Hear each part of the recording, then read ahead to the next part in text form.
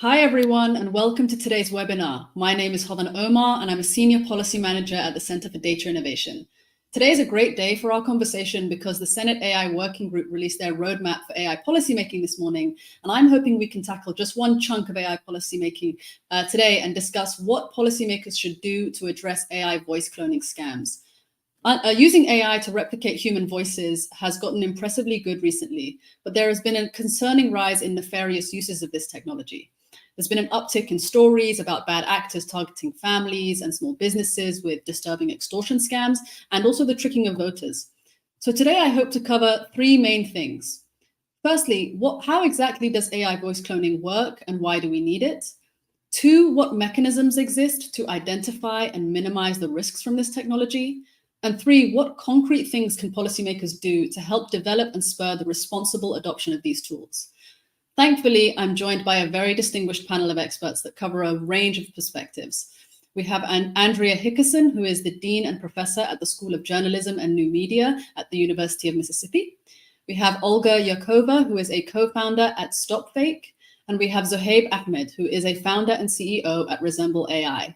Thank you all so much for joining me today. And for everyone that's joining virtually, this program is really meant to be interactive and your questions and comments are most welcome. So if you're watching online, you're invited to submit questions via Slido. And if you're watching from the center's website, you can see the link at the bottom of the page where you can submit your comments.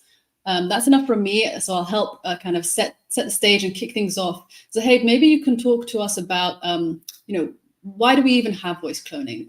The stories seem to focus on the negative right now, so maybe you can talk about what the benefits and the positive use cases for it are. Yeah, absolutely. So just to give context, Resemble AI was founded in 2019, before the term generative AI was even coined. And our focus was solely initially to build these generative voice models because we saw such a rise in demand for folks that wanted to be able to create for artificial voices for simple tasks. So you think of dialogue replacement for movies. You think of creating or scripted content for video games and to test or to QA with effectively. You think of like branded voices, especially in 2019 when the Alexa ecosystem was very popular. It seemed very natural for people to be talking to these virtual agents, these AI assistants, and brands wanted recognition or identity with those. Everyone wanted a voice that was theirs, but their own version of Siri, their own version of Alexa, etc. Since there, we've obviously with much of AI, it unlocks new capabilities. So things like transferring across different languages, the ability for anyone on this call to have their voice speak over 100 languages around the world without them having to learn that language. So accessibility becomes a huge factor in where voice cloning and AI voices have a significant impact. You have like personalization of messages, advertisement, etc. So there's like tons of use cases that we've kind of explored. And we've been using voice cloning, or our customers have been using voice cloning fairly effectively. That's really interesting. What do you find to be the kind of the top use case or the most impressive or beneficial to society? So I think there are quite a few. The dubbing into various languages is super beneficial to society, right? I think everyone on this everyone on this webinar actually has probably seen a movie or a film that's been dubbed from typically in English to their native language and has been completely ruined by the dub itself. Many of us, if anyone's lived in like Asia, Middle East, Europe, we've been basically pushed very low bar subs that really change the experience of the content itself. And I think folks in America have started to see that, especially during COVID. You had all of these titles that were Spanish, French, etc., being dubbed into English, and so you had comments where those dubs were just really poorly executed. And I think it's really hard to create really high quality dubs that kind of have that immersive experience and still kind of convey that message really effectively. I think that's a huge use case. Now we're seeing a ton of virtual agents, with large language models becoming so effective. You can easily talk to ChatGPT, and it feels like you're talking to a human being. It feels like it's actually a very informative conversation that you're having. It's not the frustrating conversation that you have with your favorite telco when you're angry at them anymore. And so all of these interactions, we're seeing a rise in voice as a natural interface, right? And that's like what I'm really excited about the future. It's like the unlocks that we're seeing right now, with voice as an interface is huge. A very small example, if you actually give technology to like a child, I have a 7-year-old niece. She opens her iPad, and the first thought in her mind isn't to like type. I think typing and talking to a computer via like some sort of text interface is a very old thing at this point. Her natural inclination is to click that microphone button and talk to the computer. And her impression is that the computer should talk back, right? And she's used to that at this point. The computer should talk back to her. The more natural that we make that experience, it's just far better as like from a branding perspective and from a user experience perspective. Thanks. Andrea, how do these technologies actually work? How does it understand your voice? How does it replicate your voice? Yeah. Sure. So my work on this is actually a social science team member of a more technical team with experts in cybersecurity. And we've been building a deepfake detection tool that also looks at audio spoofing as well. So the two main methods that we look at for audio spoofing are text to speech. So it's text that's converted to speech. So it is given voice to, or sometimes we see what we call physical access. So these are pre-recorded speech that's been changed and replayed to trick the audience a little bit. So those are the two of the main methods out there for audio spoofing. I think what's really challenging right now is that on the technical side of thing is that it's becoming more difficult to detect these audio deepfakes or audio fake spoofs, if you will, because there's just more tools available to make them. And they're more consumer facing than they were 4 or 5 years ago when we first started to do this research. And I think also there's not been as much dialogue about audio spoofing as there has been about deepfakes. And the deepfake discussion is really relatively new as well. And so I think one of my concerns about audio spoofing is that it's just new and people aren't used to expecting it yet. And maybe that's because they don't have the visual cues that they might have a visual to say, that doesn't look right, or that doesn't seem like someone would say. There's more uncertainty involved in an audio spoof. Can you explain a little bit more about the difference between an audio spoof and, let's say, a deepfake? Is it just that visual doesn't exist, or is it using a different type of technology? Sure. It is a little bit of different technology too. So it's kind of a vertical overlay, if you will, between the visual format and the audio format. And so deepfake detection is a novel problem because it synthesizes both the video spoofing, the visual aspect, and the audio part. So to do a deepfake model, you really have to do you have to have tools that would look at the audio and the visual to see if they match and see if there's discrepancies between the two. So there are data sets out there that are generated where people can test videos to look for how things have, if there's been an adversarial network or there's an adversarial example against something that's there. But they're similar in the sense that they both have source material, right? And I think that's the challenge for research is what is the source material? Where did that come from? Thanks. Olga, maybe you can speak about your work at StopFake. Are you looking at particularly at deepfakes, at audio spoofing? What's the kind of scope of what you do? I think you might be muted, Olga. Yeah. Good afternoon, everyone.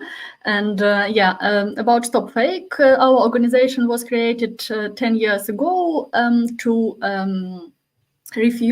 collect, refute, and explain false news of Russian propaganda, mostly created, but not only them. And for 10 years we work. Just several months ago we celebrated 10 years, and we observe a large development of technologies using in this.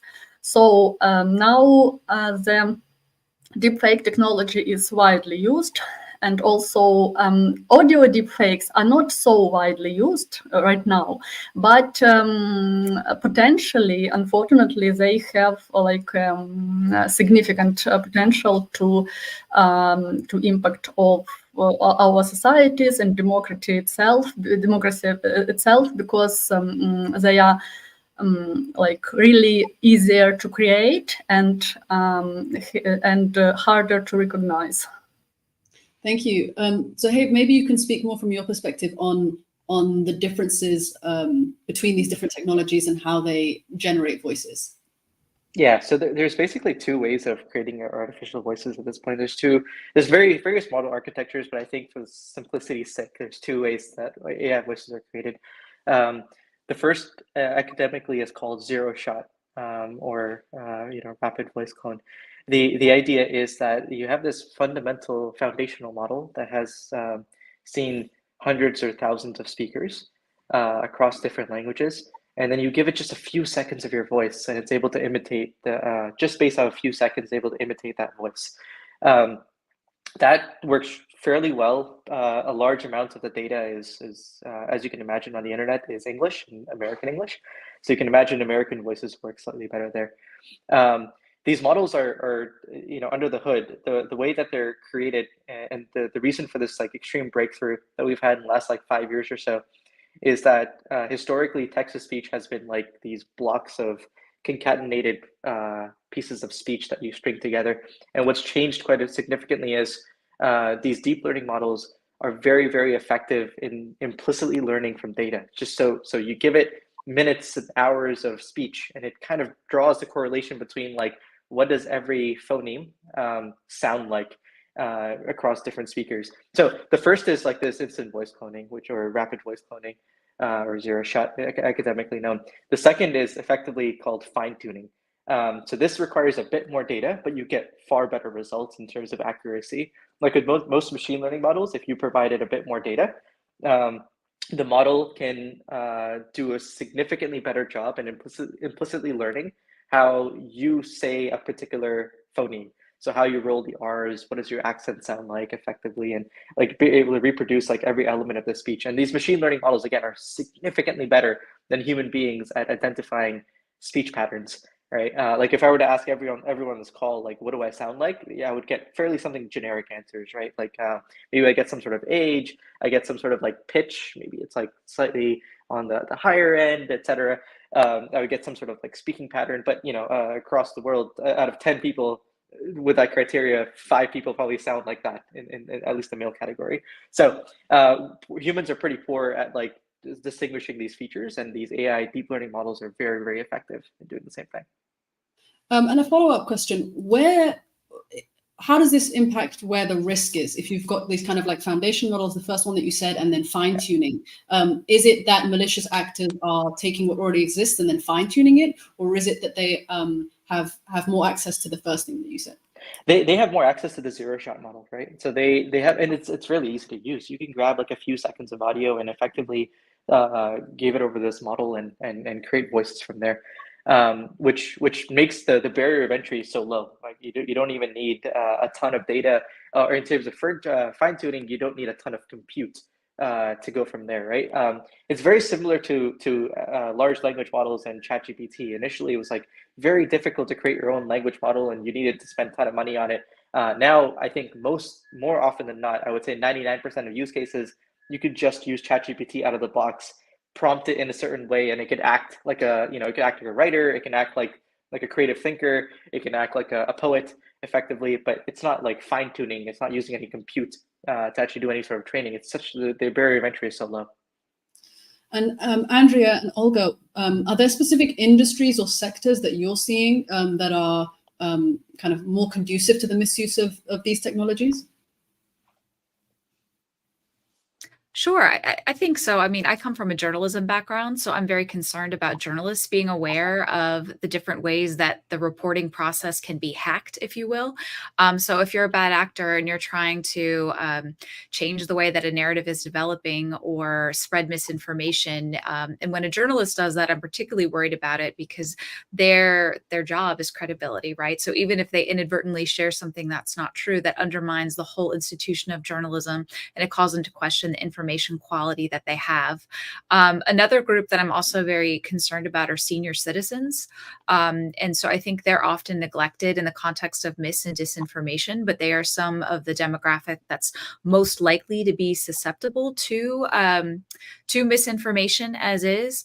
And, you know, when we think about the accessibility technology and the ways of voice and, you know, people using Alexa to get things, you know, that there's great use for, you know, misinformation there and seniors not understanding some of the content or where it's coming from. So those are the two groups I would say I'm the most concerned about would be seniors and journalists. And that's just based on my experience. Yeah, and thank you, Andrea. I completely agree with you because I have a journalistic background, and yeah, you are completely right. And I would like to share some like Ukrainian experience and some my personal concerns about.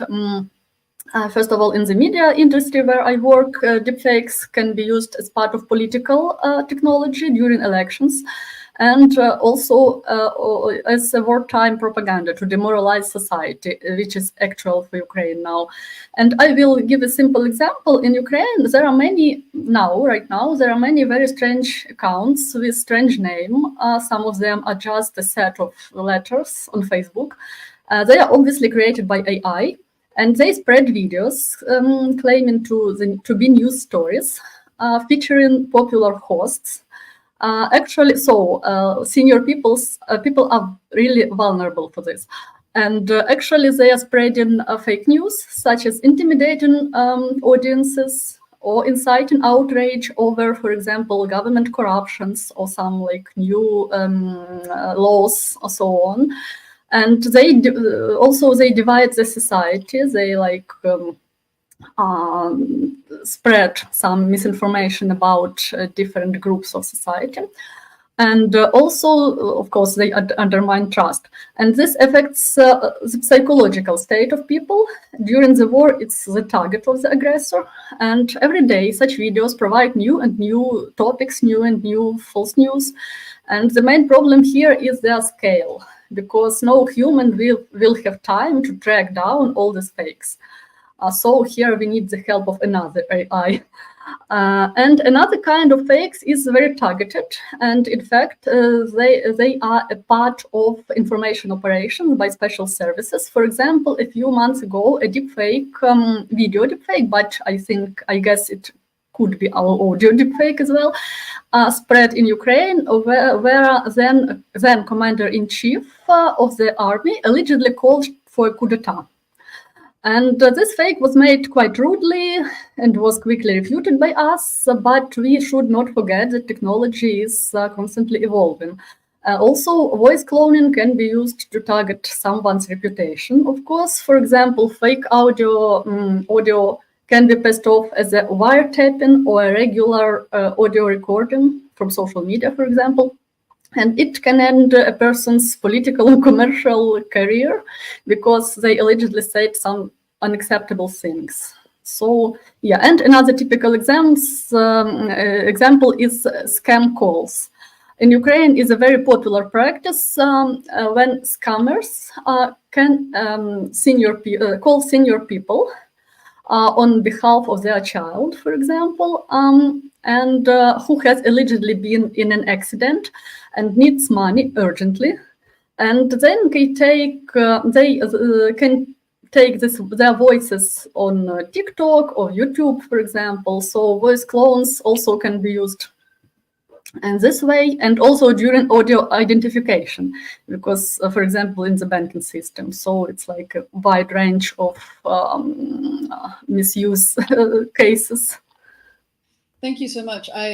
Some of the things you touched on in your answer there are really important. Things like how do we track and mitigate and identify? And you're right that some people are calling for using AI to identify AI, right? And so Zaheb, I wanted to ask you, I think you've in your work have talked about things like watermarks and AI speech detectors. Can you speak a little bit about what mechanisms exist from the company perspective that they can implement and how effective those tools are currently? Yeah, I could talk about that. So there are basically two main technologies that we have been pushing out. As you mentioned, watermarking and deepfake detection. I think before that, one of our initiatives that we've put forward is these incident reports that we publish.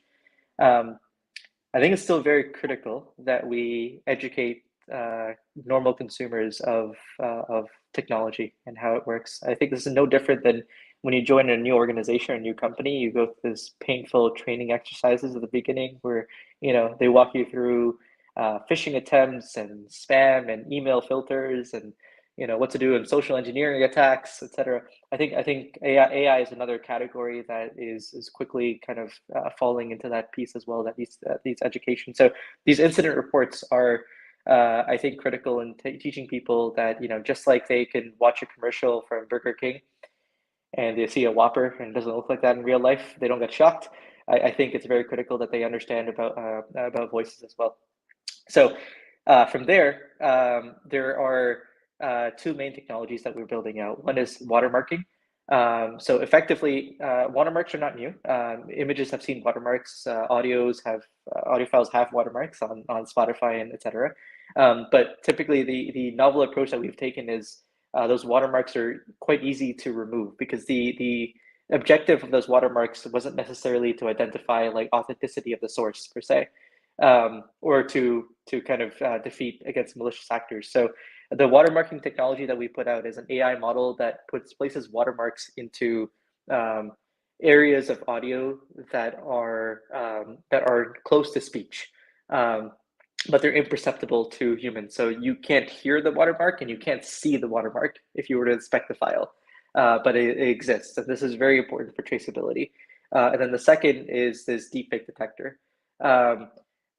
What we've really come out with is a more general purpose deepfake detector. And one of the key reasons why we've been able to do something that is a more general purpose deepfake detector that can detect anything from Microsoft and Google to open source or other startups that are creating deepfakes is we have a group of engineers that have been creating generative models for a very long time. And we've been able to accumulate, 140 terabytes worth of synthetic data. And when you're sitting on that amount of data, you could actually construct an AI model to disentangle and understand various features of audio that it believes to be fake.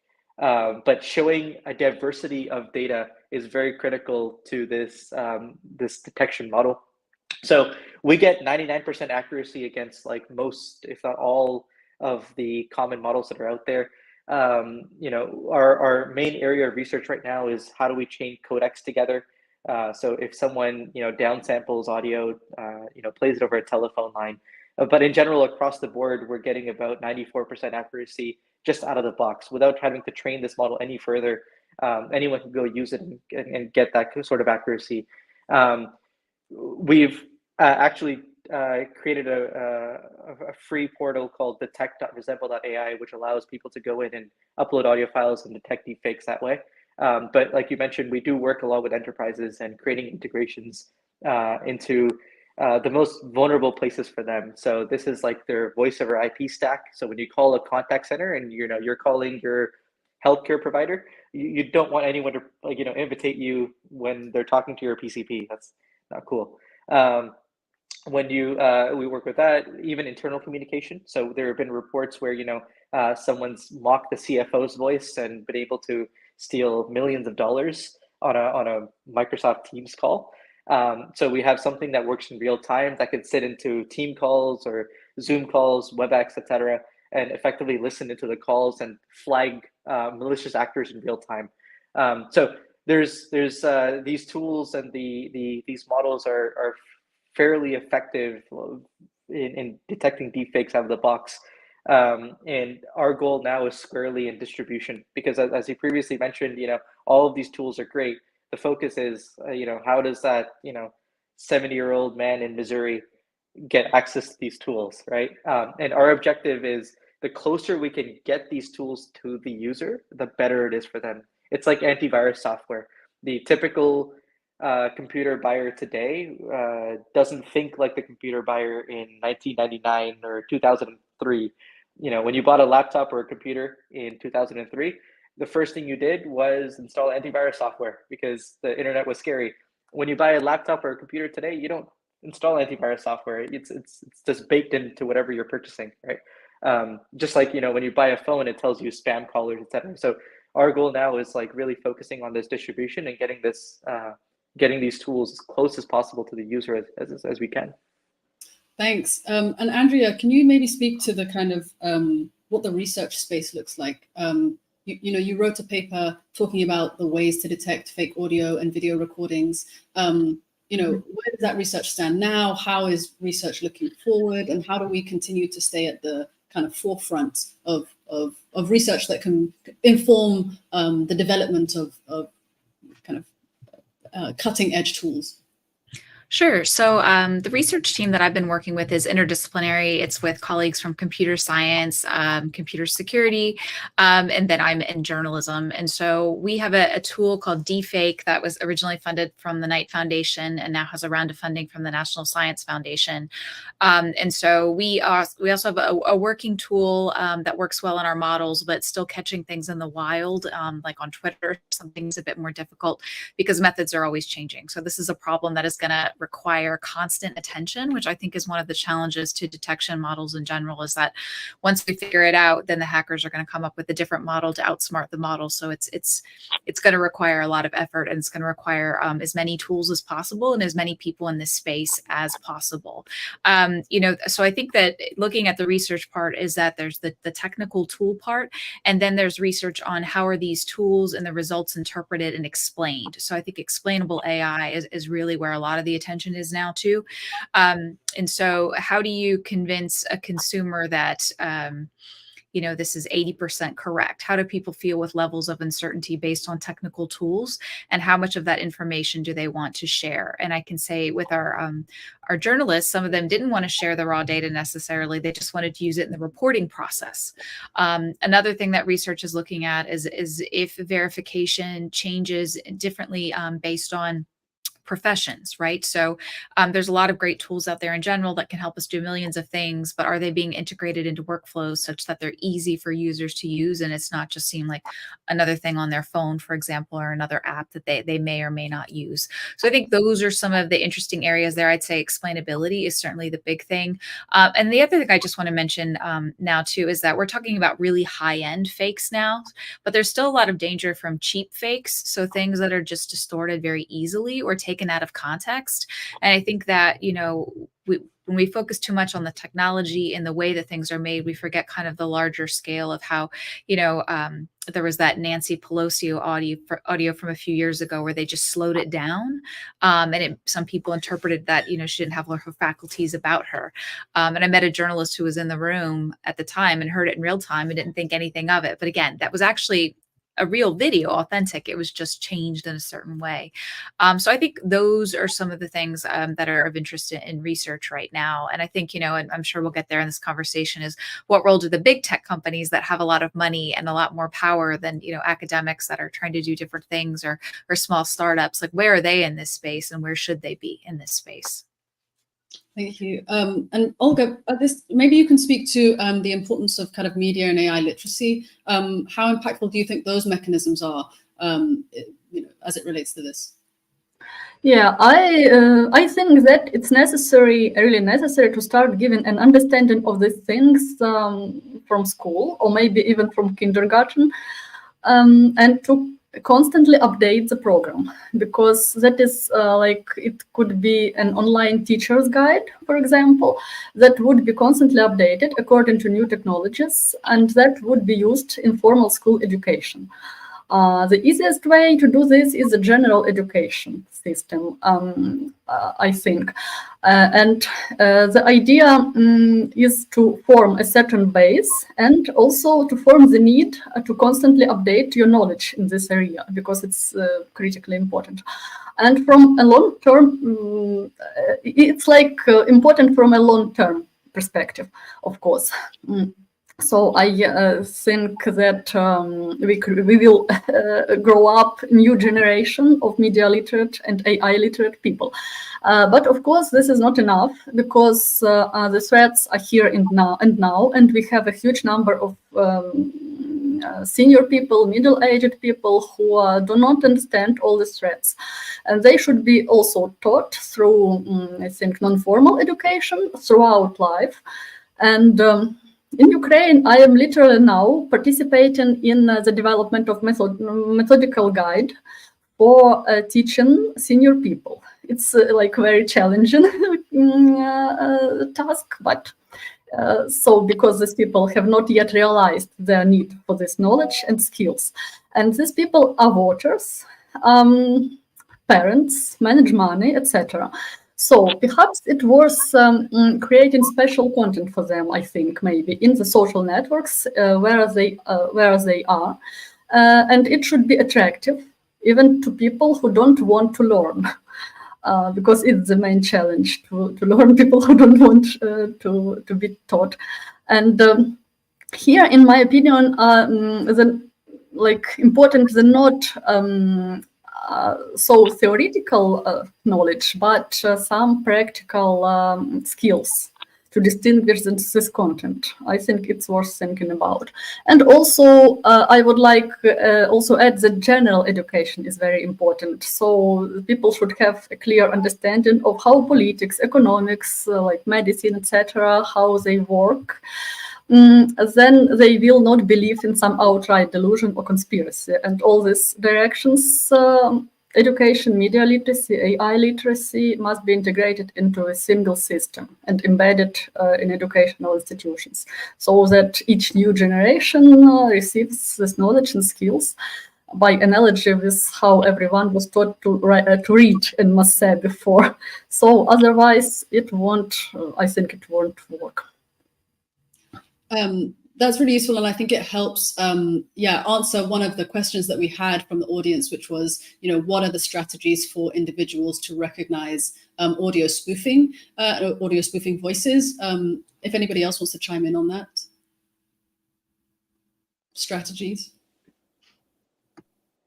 Andrea, did you want to? Sure, I can go real quickly. I think, paying attention to the context is really important, right? And how did you come across this particular information or this audio spoof or the key things?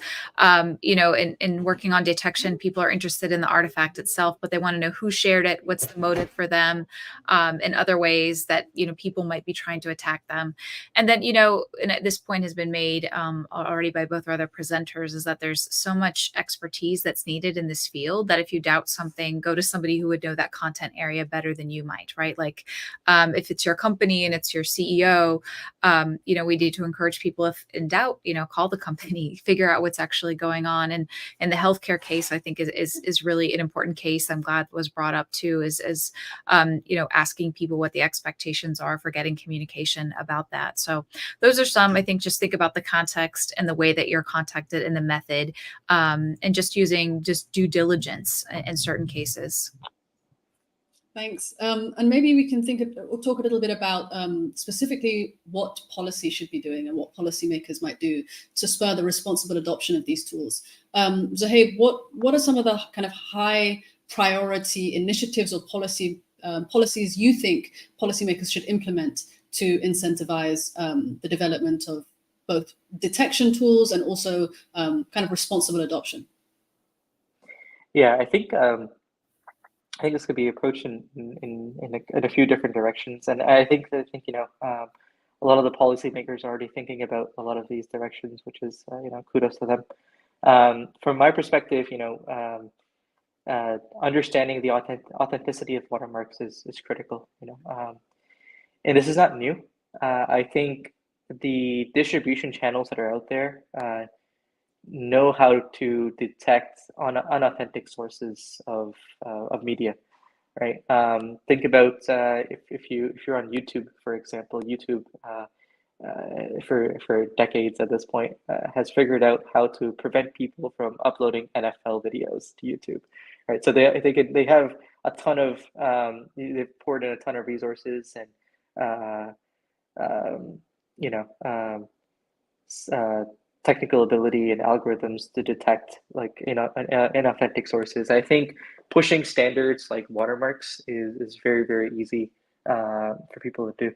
I think there's from that perspective, watermarking also serves as a very easy way to publish recognizable media. So one way of thinking about this is like in a world where everything could be fake, the question will be what is real? And to answer the question of what is real, I think watermarking solves that fairly effectively. As in, you know, if you create signatures, you can actually figure out what the authenticity of any given media file, any given like input is. So I think we're going to see a ton of effort in that area. You know, encryption is going to grow, and watermarking alongside of it will be fairly critical there. I think policymakers can probably, need to probably introduce these standards. I think just like we don't have a ton of standards in AI at the moment, but you know, the internet has standards. The browsers have standards. A group of people decided that all browsers should have scroll bars, and they work the way that they do. And every browser has to adopt scroll bars in that way, right? And back and forward buttons, etc. So, you know, we've created these standards in that area. E-signatures for documents, we've created standards. So I think from that perspective, watermarking, and especially like AI-based watermarking is critical in order for us to like distinguish what is real versus what's fake. The second, I think, is the companies that are creating generative content need to be held accountable for how they are making it easy for folks to create that content per se, right?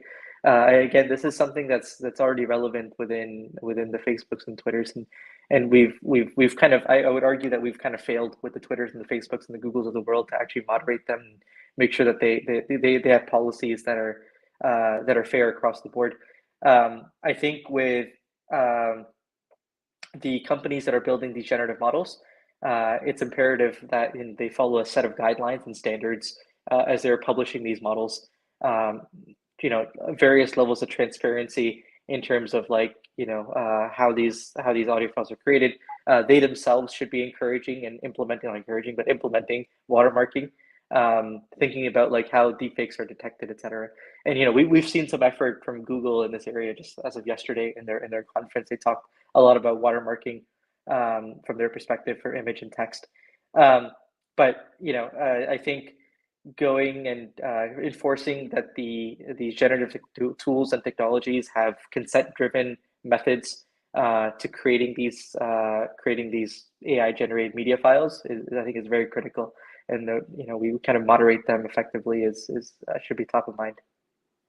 Thanks. Andrea, I pose the same question to you. What do you think are the kind of highest priority areas for policymakers? I think I totally agree that watermarking would be great. We have to figure out how to hold people accountable.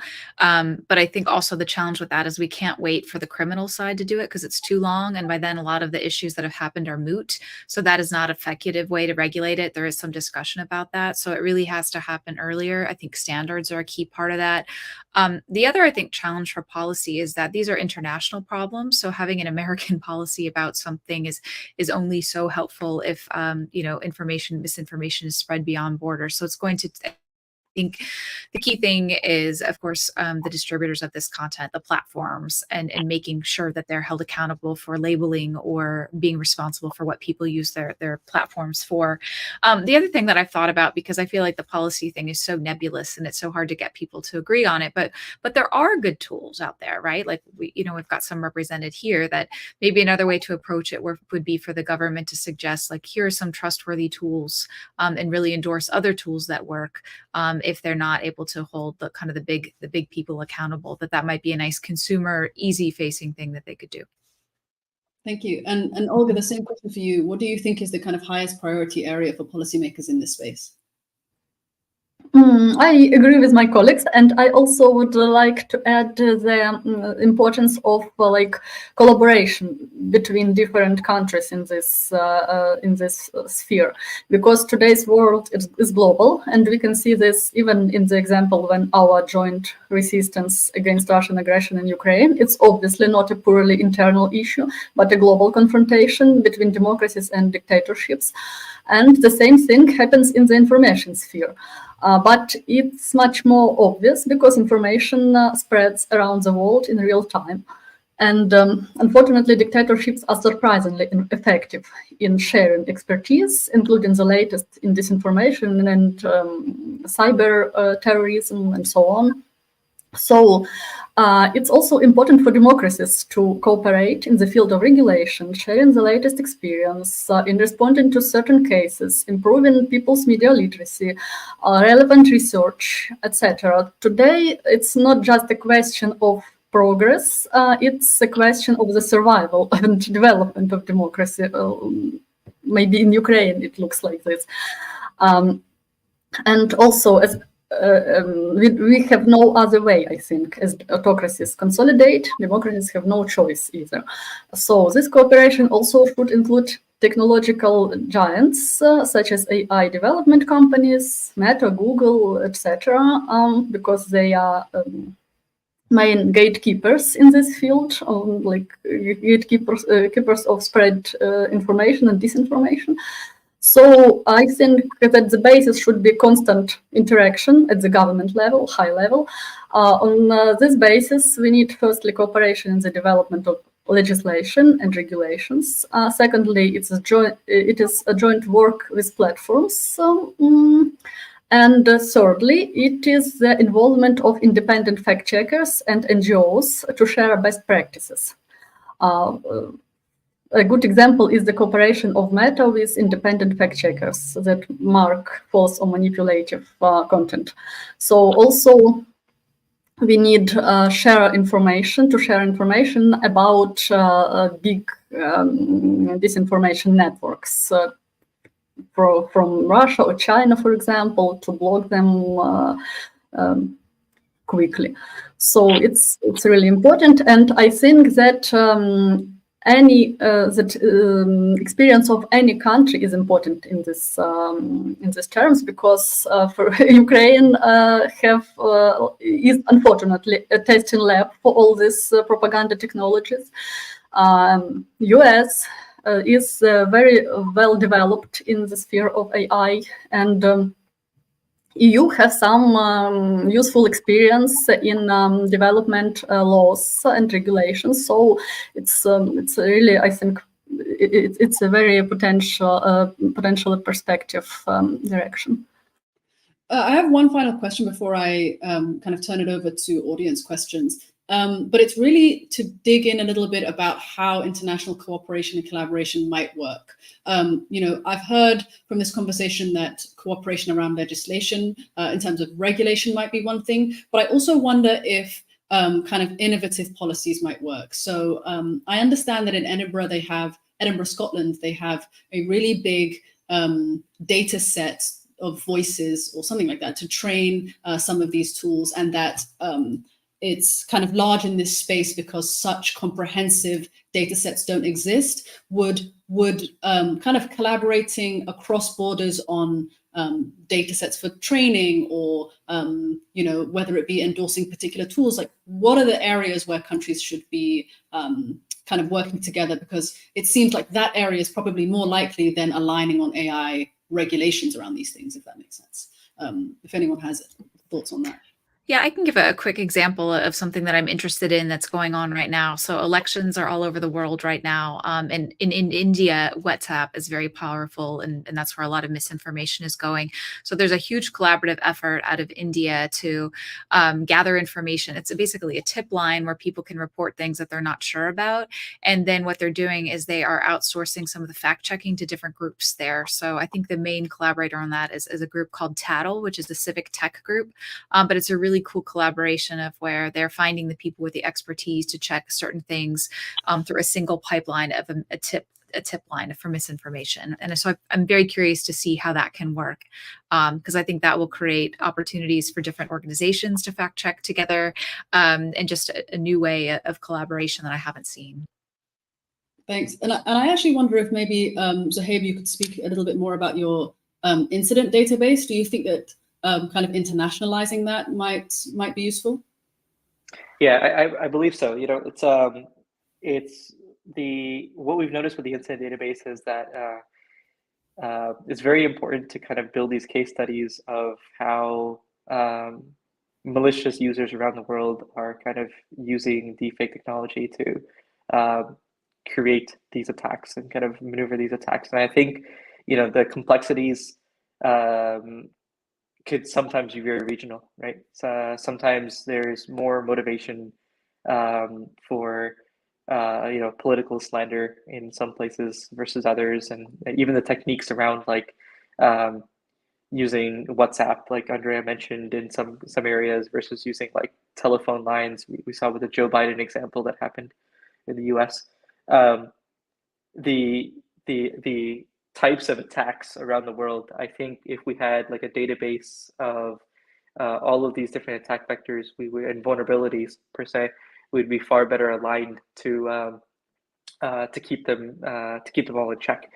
Again, I think this already exists with vulnerability reports in the private sector. 0-day attacks for most reasons. 0-day attacks, by the way, by definition, are those attacks that they're seen for the first time in the wild, vulnerabilities in the wild, and typically the most of the rules at the moment are that they inform the company of this vulnerability and they're given some time to patch it up before it goes public, right? Because it's the duty of whoever found a vulnerability to make that a public announcement. So typically you give the main stakeholders some amount of time to think about the mitigation, think about like how they're going to approach it. But to your point, I think there's creating a database. It's such a low effort, high value proposition, and we have like outlines of how it should be executed really well already across the board in like from the cybersecurity perspective. So it's something that I think is it's just like it's just so easy to execute on that it makes so much sense to do it. Thank you. I'm going to turn over to some of our audience questions. Olga, we have one around accents. Generally, the question is on how consumers will, how they might engage with AI voices, and will AI voices impact accents such as regional accents or foreign accents? Will accents become more homogenized? And then a kind of follow-up question on how willing consumers will be to engage with humans in call centers if we kind of create these non-accented AI alternatives. Oh, I think you might be muted, Olga. Yeah, and it's like interesting question, but I am not so competent in this, unfortunately, because in our case, in our experience, we just try to find some people who speak this accent and give him or her to listen to this voice and recognize it, because right now we work in this way. So because sometimes it's like now the majority of this audio fakes are like very, very simple, and they are not like very, very fine-tuned. But maybe I guess it's more technical question about opportunities, about like what AI can right now, like so maybe it's question to the hype, no? Yeah, I mean, it's a question generally to all. Do you have thoughts on even the ability to detect different accents, to replicate different accents? I know, Zohaib, you were saying in the beginning about how American voices are kind of where a lot of the source material is coming from. So any takes on this question? Yeah, so I think accents are, I'll take a stab at answering this. So I think accents are very beautiful, right? And they're extremely powerful. I think everyone, even on this call, has an accent, believe it or not, right? Uh, Sometimes I could be talking on a call for a little bit and people would be like, "Oh, you're from Canada," and they could probably tell just because I have a slight accent, right? And I would assume that there's not much of a difference per se, but I think accents are extremely powerful from that perspective. From a deepfake perspective, there's these little cues that give away what is fake and what's real. And again, our brain is very good at discerning. Um, Given enough audio, our brain is very good at discerning what is real and what's fake and identifying it to certain personalities, right? Like, for example, um, each of your family members can probably tell you apart by voice. They don't need to see you. They can listen to you for a few seconds and be like, "Oh, that is Andrea, that is Bodan, it's Olga," etc. Right? They can, and typically a huge part of that is your what we call prosody, and a huge part of prosody is accent, right? How you roll the R's, how you say the word about, etc. So it's a huge part of the believability of these deepfakes is the accents, and I think the attackers are going trying to figure out like how they can capture these subtle nuances that make these attacks more believable in the future, and these models make it very easy to do so. And I think the second question, which is like will we get to a place where people prefer certain accents? There are already studies that show, especially within contact centers, that the engagement with certain accents is significantly higher than other accents, right? And this is very, very true. And companies strategically place contact centers in certain areas and staff them accordingly, depending on what the contact center person sounds like per se at the end of the day, and how it resonates. What is the tolerance of that particular accent or the engagement, and it really does matter. So I think we're in a world where obviously if you are a private company and you want to maximize engagement, which is typically a metric that you're tracking, you want to actually be intelligible and highly engaged with the target audience that you're talking to. So we're already seeing like folks that are deploying these technologies such that they're far more relatable. And I think a huge part of AI in general is the personalization, right? Your ChatGPT and my ChatGPT talk very differently from each other, and it's using the same model. And you give that a voice. There's no reason why the voices should sound very generic. It should also sound like what is more engaging to me, versus what's more engaging to you, etc. So hopefully that answers some of that question there. Yeah, if I could jump in real here too, is I want to highlight the role of gender here as well. So I was at an event with a bunch of product designers, and they were trying to, they thought they were being very inclusive in the way that letting people choose male or female voices, but there was a preference there, right? And so what do we do when we build these systems that kind of have preferences built in? Are we reinforcing how we interpret information from certain people? So I think those are really interesting questions in this space as well. Thank you. There's another question, which is why do governments need to single out voice spoofing instead of approaching digital scams in a more general approach? Thoughts on that one? Yeah, I can go first on that. So so I kind of touched upon this earlier. Voice spoofs are so new to us, right? We're not used to it. We're not used to hearing fakes that are sounds. We're used to looking at fakes. And I'm pretty sure if you roll back the time, and this was 1991, I believe, when Photoshop first came out, people were equally scared and skeptical of like, oh, we're able to manipulate images, right? And it was very new to the world that you could manipulate images. And it took us a few years to look at magazines and to look at like what we see on TV, et cetera, and discern between what is fake and what's real. And now it's kind of second nature to us, right? Our brains have kind of adapted to it. I think voices are extremely personal. Voices have been used in security. Most banks, at least in the US, have like 60% adoption in terms of voice as an authentication or as a password. So we've used voice as like, the phrase, your voice is your password, is marketing material that's been pushed for decades as like an authenticity tool. So all of a sudden, when you have technology that kind of displaces that, it calls for concern in this one modality more than others, right? There's not enough recognition for human beings to understand like what is a threat here, and we've become accustomed to relating your voice to like identity, right? It's just like if your iris scan was not good enough anymore, and you would see airports kind of immediately take action to like basically do something about that, because a lot of the airports, at least in the US and abroad, recognize like or use iris scans as like an identifier. Thanks. Olga, we have a question around where this international cooperation should happen. Do you think it should happen through multilateral organizations like the UN, or by kind of individual states? I think that we should use any chance to cooperate. So, but of course, coordinate the efforts.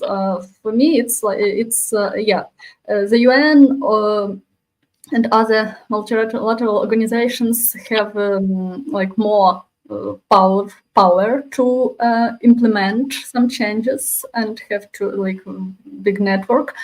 But at the same time, there are many other possible lines of cooperation between fact checkers, for example, between many maybe organizations focused on some concrete, some specific spheres.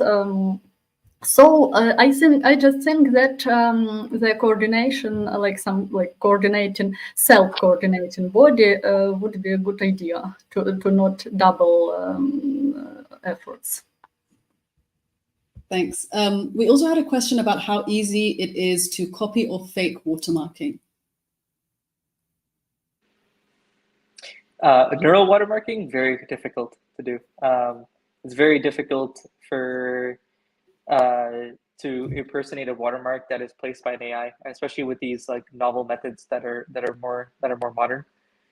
We've come up with approaches where we use like psychoacoustics to place these watermarks in extremely difficult and hidden areas of speech, and where there is voice activity. And so it's not audible, and you can't visually see it, which makes these watermarks very difficult to remove. Also, you can also control the payload of the watermark, so it doesn't have to be the same watermark. And by payload, I mean the data that you're putting into the watermark can actually be adjusted, so it doesn't have to be the same across the board for everybody, which makes it even more difficult. There are some experiments that we're doing where we're looking into like whether that payload could actually identify the user in some interesting way, either by like some sort of identification piece, even like official licenses, etc., official pieces of documents. So if the watermark itself is like changing itself and it's like imperceptible, it makes it very difficult to remove them. And this is why like I think a lot of when we think about watermarking, we think of like the Getty images type of thing, which you visually see. And I think the modern techniques of watermarking are far more sophisticated than that. Thank you so much. And I think we're in our last few minutes. So I just want to wrap up by saying, through this conversation on how policymakers should be thinking about AI voice cloning scams and the things they can do, I've heard everything from, considering endorsing, the best tools. We've had a lot of conversation about watermarking. We talked about incident databases and media literacy and AI literacy. So it's been a really fruitful conversation. I want to thank all of my panelists today for their time and for their thoughts. It's been really, really useful. And thank you to everybody at home who sent through really interesting questions. And it's a really important area. So I hope we continue to have conversations like this and inform policymaking. So thank you, everyone.